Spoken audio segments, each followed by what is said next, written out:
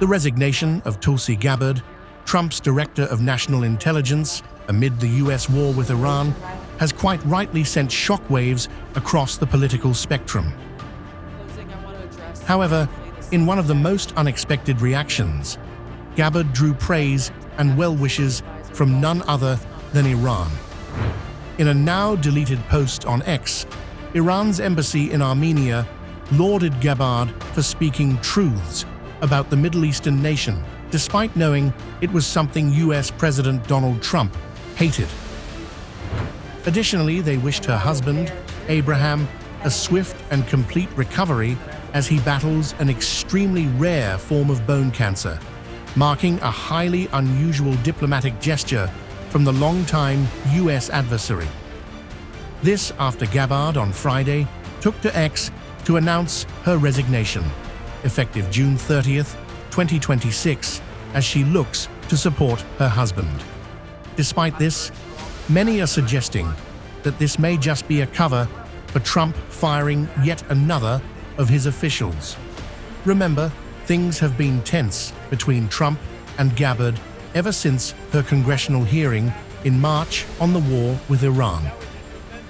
As someone who positioned herself as an anti-interventionist when it came to foreign wars, Gabbard's responses over her year-and-a-half-long stint has led to friction with the US president after he decided to attack Iran.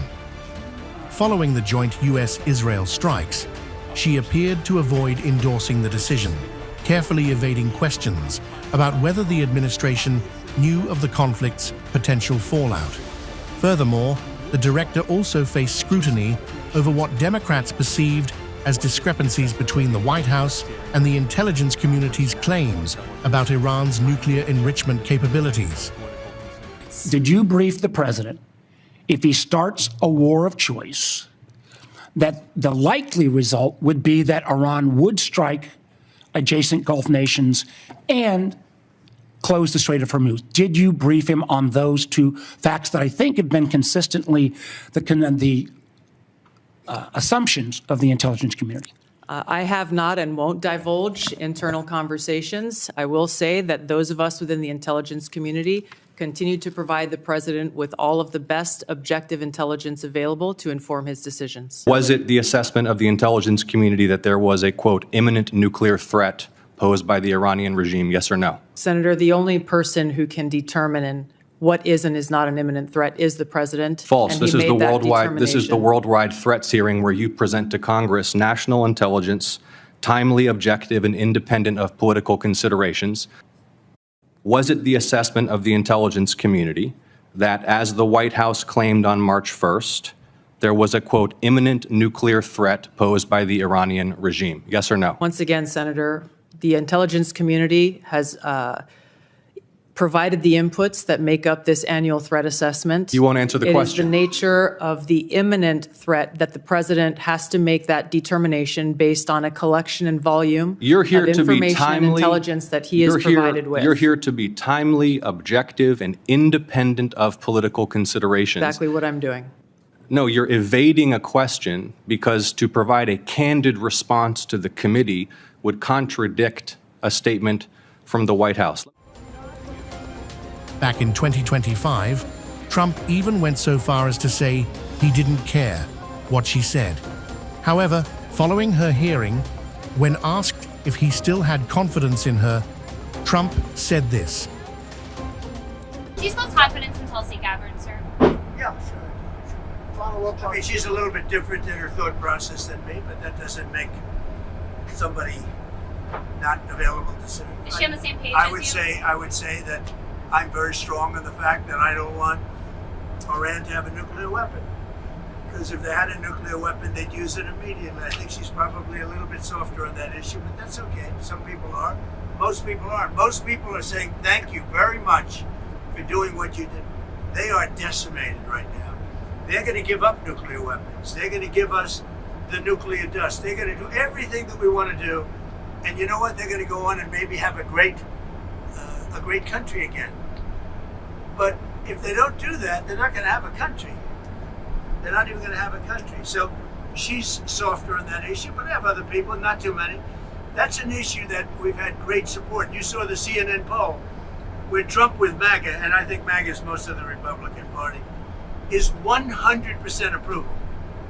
In fact, the young gentleman that does the poll is very good, actually, because he's honest.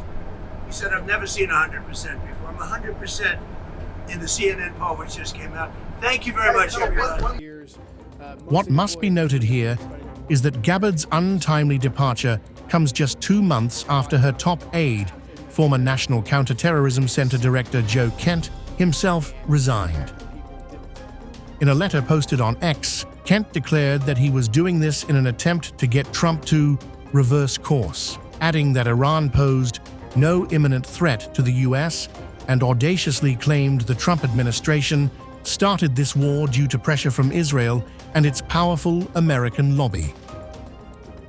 I quite frankly didn't think when I submitted my resignation it would get the traction or the attention that you talked about.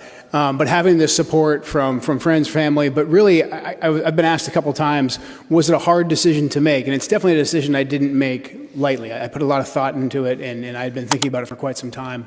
But having faith, I think I was able to hear God's voice. I was able to hear that I was exactly where I was supposed to be, and it was my time to actually take action, which made taking the action incredibly easy, actually, and actually made me feel very liberated and like I'm in the right spot. So.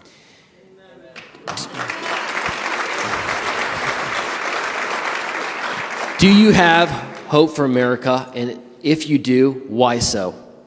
I have a great deal of hope for America. I think this is a very exciting moment. I think the fact that we're seeing people who speak out on behalf of their faith or who are willing to speak truth to power, and the fact that the people who support them are able to actually have a voice because of the technology, which obviously can be used for a lot of bad. But in the case of connecting like-minded people and getting our word out, that technology is a very powerful weapon in our hand. And also the young people in this country, the young men and the young women, plenty here in this room. I was kind of overwhelmed when I got here tonight, especially by the young folks that came up and wanted to shake my hand. And so I have a lot of hope for the next generation. I think as we head into this midterm season and just as this war advances in the next couple of weeks, I think, like you said in your open, the most important thing we can do is be on our knees and pray.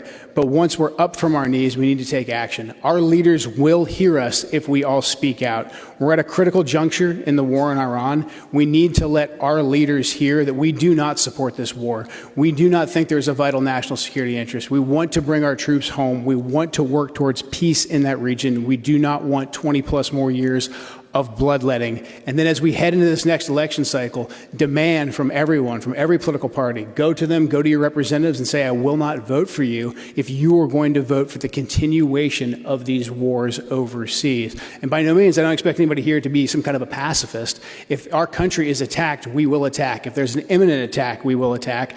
If there's an actual threat, we will attack and we will fight that. However, we cannot continue to go down this path. We have to make that clear to our leaders. That's what gives me hope. Anyway, Iran's public praise for a departing US intelligence chief is unusual to say the least. With Trump and Iran still at loggerheads over a peace deal, Gabbard's resignation is sure to heap more pressure and added scrutiny on the beleaguered US president.